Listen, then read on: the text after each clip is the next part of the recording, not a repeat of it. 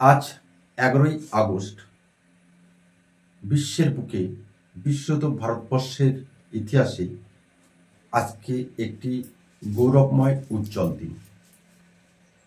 গৌরবময় উজ্জ্বল দিন বলছি তার কারণ আছে, তবে আজকের দিনটি খুবই বিষাদের দিন, দুঃখের দিন। কারণ এই 11ই আগস্ট 1908 সালে ক্ষুদিরাম বসুর এই দিনে ফাঁসি হয়েছিল, যেটি খুবই মর্মবিদারক এই কারণে যে বয়সে একটি ছেলের পড়াশোনা করার সময়, আর সেই পড়াশোনার সময়টাকে সে উপেক্ষা করে এই ভারত মাতার শৃঙ্খল মোচন করার জন্য নিজেকে নিবেদিত করেছিলেন।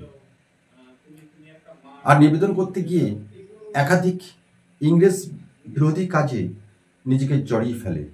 শেষ পর্যন্ত তার ফাঁসির আদেশ হয়।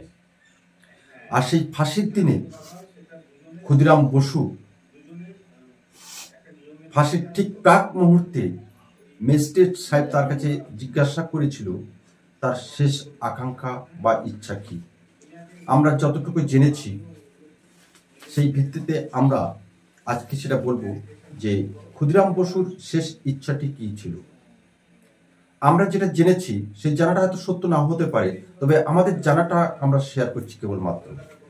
তিনি বলেছিলেন, শেষ কথা ক্ষুদিরামের, ফাঁসির দড়িতে মোম লাগানো হয় কেন।